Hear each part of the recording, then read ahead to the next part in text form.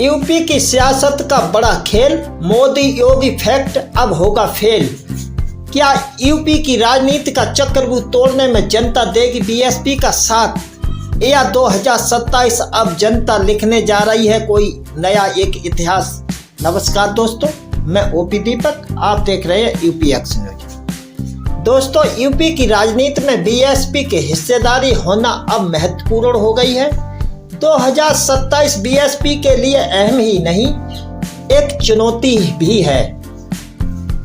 BJP के रवैये को देखकर पूरा बहुजन समाज हताश है।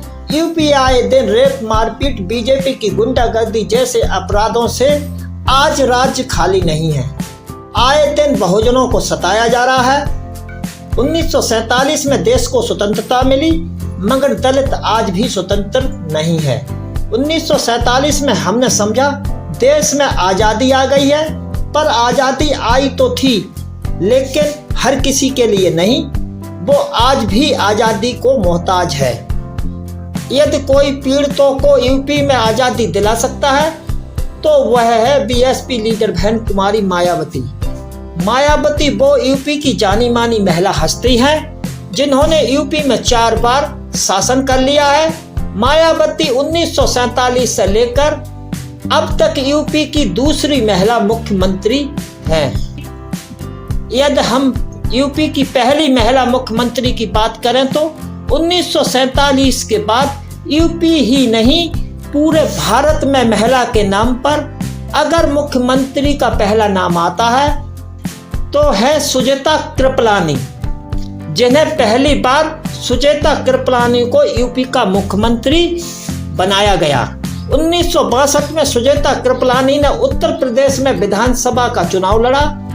वे कानपुर निर्वाचन क्षेत्र से विधायक बनी। कुछ दिन तक वो कैबिनेट मंत्री रही। उसके बाद 1963 में उन्हें यूपी का मुख्यमंत्री बनने का गौरव प्राप्त हुआ। 4 साल उन्होंने मुख्यमंत्री का पद संभाला। 1967 में उनका कार्यकाल खत्म हो गया। मायावती दोस्तों वो हस्ती हैं जिन्होंने यूपी का 4 बार मुख्यमंत्री पद का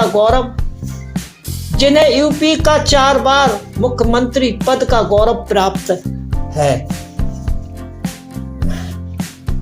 उन्हें आज दूसरी महिला मुख्यमंत्री के रूप में देखा जाता है। दोस्तों, अब हम चलते हैं मेन पॉइंट पर। यूपी की राजनीति का रास्ता बीएसपी के लिए कांटों से कम नहीं है।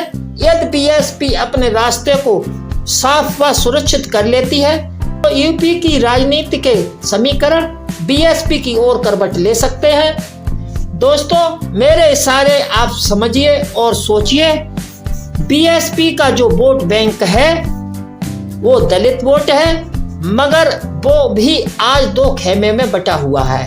दलित वोट खुद को मैनेजमेंट करता है। यदि बीएसपी यह समझे कि आज मेरे खाते में यह वोट है तो बहुत ही गलत है, क्योंकि बीएसपी का मशीनरी सिस्टम का प्रभाव उस पर नहीं है।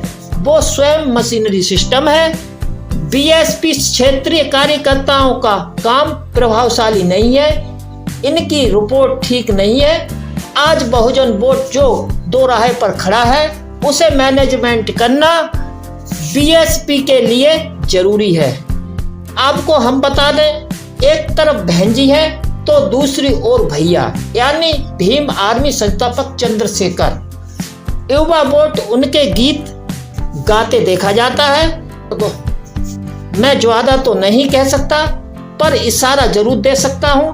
यदि बीएसपी और चंद्रशेखर दोनों एक दूसरे में विलय होता है तो बीएसपी यूपी में कुछ बड़ा कर सकती है, वरना यह लाभ बीजेपी को मिल सकता है। फूट का मतलब ही दूसरे की जीत होता है। यदि एक हो गए तो बहुजन वोट में स्वतंत्रता नजर आएगी और 2027 में बीएसपी अच्छा रिजल्ट लाएगी, नहीं तो वक्त ही बताएगा।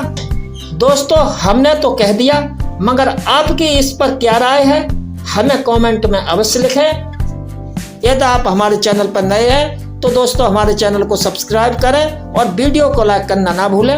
नमस्कार दोस्तों।